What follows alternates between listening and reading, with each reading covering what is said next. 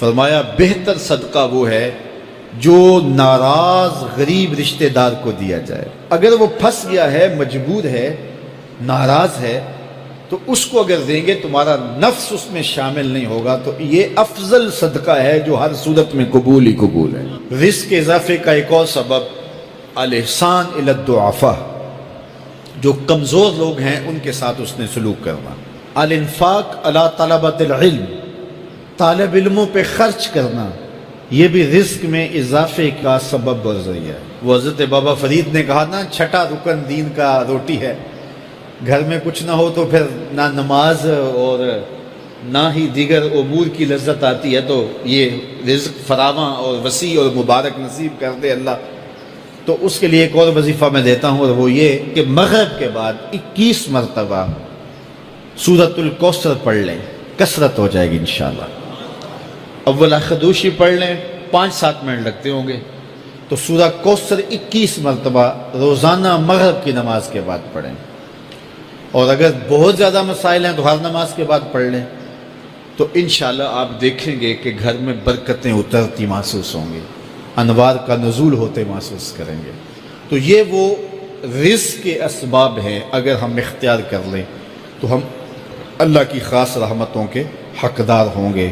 اللہ ہم سب کو رزق حلال، رزق وسیع، رزق سہل، رزق مبارک، رزق فراوان شکر ہے.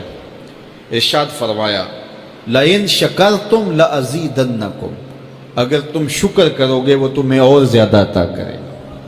اور اگر تم شکر نہیں کرو گے وَلَئِن كَفَرْتُمْ، کفران نعمت کرو گے، إِنَّ عَذَابِي لَشَدِيدٌ، تو پھر میرا عذاب بڑا سخت ہے. رزق کے اضافے کا ایک اور بہت بڑا سبب انفاق فی سبیل اللہ ہے. اللہ فرماتا ہے جو تم خرچ کرتے ہو، تو جو چیز تم نے نکال دی اس کی جگہ اللہ تمہیں اور عطا کر دیتا ہے. بعض اوقات ہمارا یہ ہوتا ہے کہ کوئی آدمی مالی بحران میں آ گیا تو وہ کرتا کیا ہے کہ جو راہ خدا میں دینے کا کھاتا تھا پہلے اسے کلوز کرتا ہے. یہ فلاں مدرسے کو دیتے ہو یہ بھی بند کر دو، یہ مسجد کو دیتے ہو یہ بھی بند کر دو، یہ فلاں غریب کو دیتے ہو یہ بھی بند کرو، حالات ٹائٹ ہو گئے ہیں. لیکن 5 گاڑیاں ہیں تو 2 گاڑیوں پہ گزارا کر لیا جائے، پیٹرول بچے، یہ نہیں ہو سکتا. گھر کے لچھن وہی ہیں، لیکن بند کہاں سے کیا؟ جہاں سے رزق آنا تھا. ہمیں تو یہ حکم دیا ہے جب رزق تنگ ہونے لگے صدقہ دے کے رب سے کاروبار کر لو، صدقے سے تمہارے رزق میں اضافہ ہوگا. یہ رب کا وعدہ ہے، اللہ کے وعدے جھوٹے نہیں ہو سکتے. رزق کی برکت کا ایک اور بہت بڑا ذریعہ النکاح ہے. فرمایا اگر تم نکاح کرو گے، تم فقیر ہو وہ تمہیں غنی کر دے گا. لوگ کہتے ہیں بچہ پیروں پہ کھڑا ہو لے تو پھر نکاح کریں گے. اللہ کہتا ہے تم نکاح کرو، ہم پیروں پہ کھڑا کر دیں گے.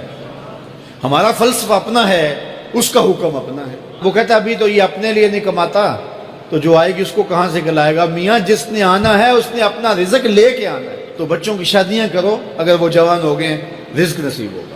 اپنے اہل خانہ کو نماز کے حکم دینے سے رزق بڑھتا ہے، کیونکہ جو صبح کا وقت ہوتا ہے یہ رزق کے بٹنے کا وقت ہوتا ہے. اور جس گھر میں صبح کے وقت لوگ سوئے ہوئے ہوتے ہیں وہاں بے برکتیاں ہوتی ہیں. تو طلوع فجر سے لے کر کے طلوع آفتاب تک اپنی اولاد کو، بیوی کو، بچوں کو نہ سونے دیں. اس وقت رزق بٹنے کے لمحے ہوتے ہیں.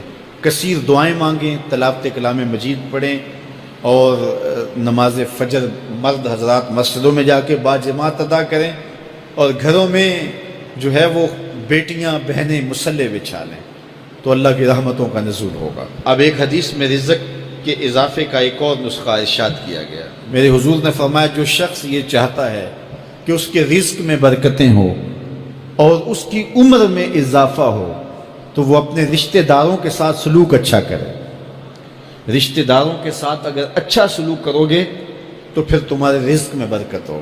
غریب ہیں تو ان کی مدد کرو، ان کی بیٹیوں کی شادیاں اپنے ذمے لے لو اگر اللہ نے آپ کو وسعت دی ہے. ان کی پریشانیاں بانٹ لو، ان کا قرضہ ہے تو اتارنے کی کوشش کرو، ان کو مشکلات سے نکالنے کی کوشش کرو. تم ان کو مشکلات سے نکالو گے، اللہ تمہیں مشکلوں سے نکالے گا. تمہارے رزق میں بھی برکتیں ہوگی اور تمہارے مال میں بھی برکتیں ہوں.